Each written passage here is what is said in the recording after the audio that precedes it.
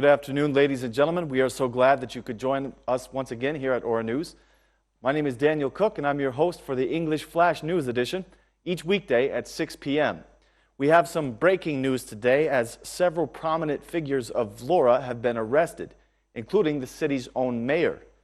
Mayor Špetim Gjika was arrested at his own apartment today, along with the head of urban planning, Doriana Sula, and the businessman Artur Hadži. It has been learned that the arrest was ordered by the prosecutor Ramadan Troci, and that Mayor Gjika is accused of forging documents and abusing his office. The businessman Artur Hadži is accused of using the forged documents to build an 11-story building, and the mayor allegedly covered up this deception. Mayor Gjika and the two other suspects were escorted to the Vlora police station.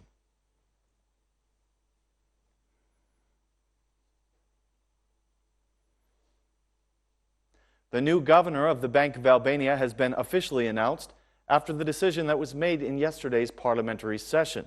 Mr. Gent Seko was approved by the MPs during the plenary session on February 5th, with 105 votes in favor. After he was voted in, the new BOA governor was presented at the bank.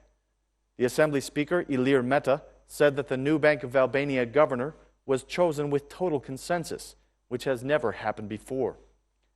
On his first day of work as governor, Gent Seko paid a visit to the newly renovated offices of the Bank of Albania. He was accompanied by the Speaker of the Assembly, Ilir Meta.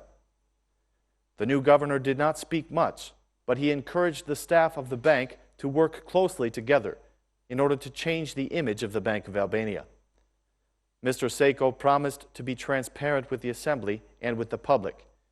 He said that the banking system is well capitalized and liquid.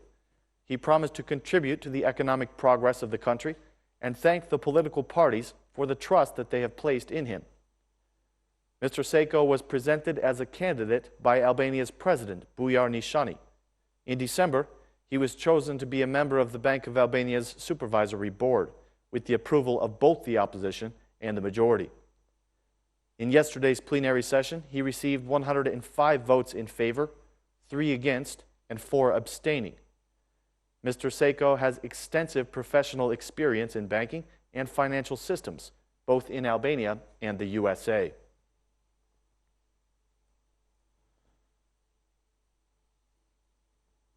President Nishani had very harsh and direct words today to express his difficult relationship with the Ministry of Foreign Affairs. In a rare press conference, the president accused the ministry of withholding invitations to international events. Mr. Nishani said that the summit of the presidents of Eastern Europe has been canceled, paving the way for the organization of a summit of prime ministers.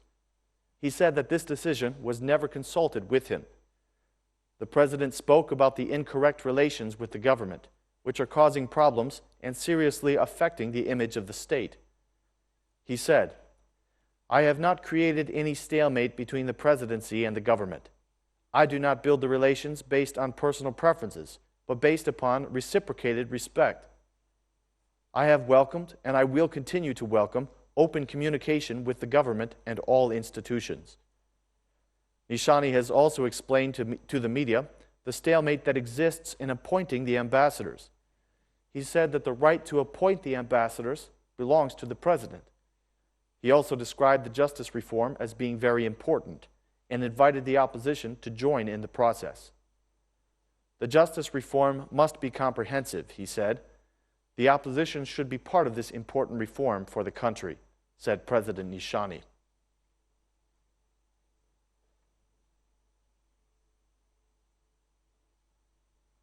Today, the Prime Minister held a press conference in response to some of the accusations that the Democratic Party has been spreading against him. Prime Minister Rama said that strong action is needed during this difficult time. He gave assurance that the government will not avoid any obligations that stem from a real damage assessment in the South. In the next 48 hours, we should expect the worst, he said. We hope that the worst will not happen, but we are prepared to carry out whatever operations are necessary to rescue the citizens, said Rama.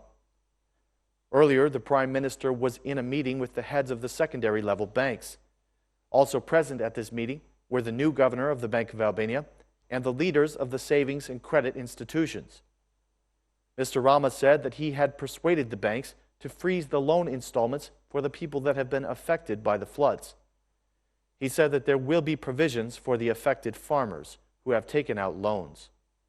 He made this statement: "We will mobilize our forces and resources to remain close to the people for the immediate treatment of the damage that threatens to undermine the entire economy of the territory. We have decided to prioritize the compensation for the livestock, the compensation for the crops, and the work on infrastructure," said Prime Minister Edi Rama.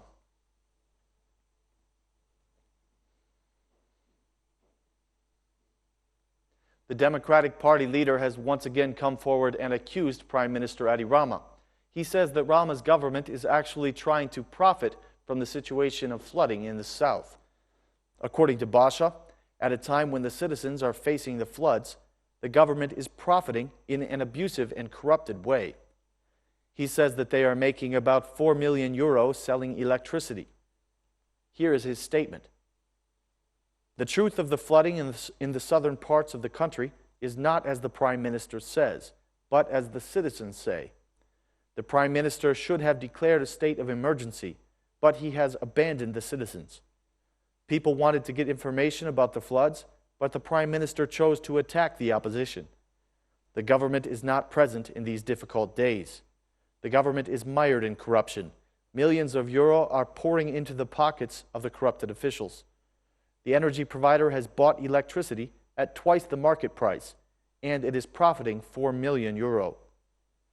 The Democratic chairman asked the prosecution to start an investigation into this issue, and once again, he called the Prime Minister to declare a state of emergency. He stated that the biggest emergency in the country is actually the corrupt Prime Minister."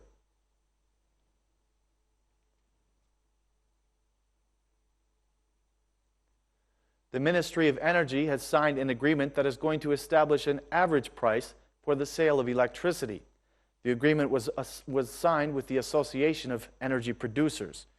The energy price was set at 9.3 lek per kilowatt, but a recent decision of the ERE based the electricity price off of a certain formula of calculation, which set the price at 6.6 lek. The new agreement between the ministry and the producers has set an average price of 7.4 lek per kilowatt. The Energy Corporation highlighted that it will make every effort to ensure that bills are paid without delay for the period of January and the coming periods.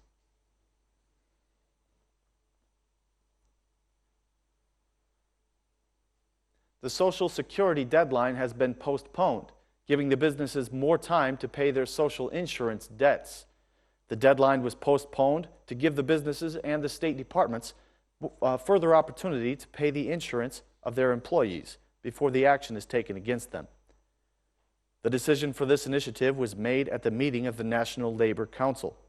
In the meeting, it was declared that those who pay their dues before March 31st will be forgiven 80% of the late fines.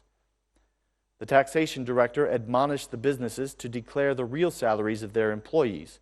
Otherwise, they will be penalized. The issue of workplace safety was also discussed in the meeting. The idea was presented to form a special committee for industries that present higher health risk for their employees.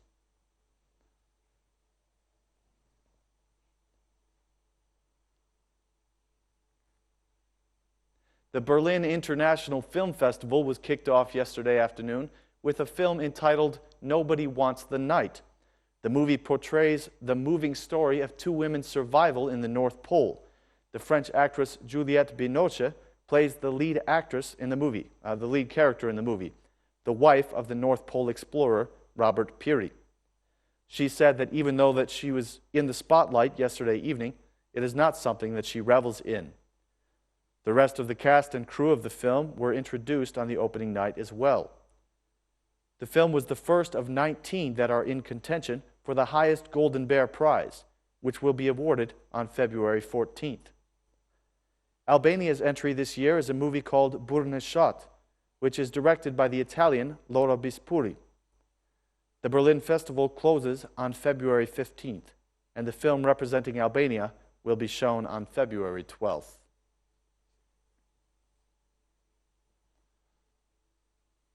Ladies and gentlemen, that is all the news for this evening. Thank you for watching.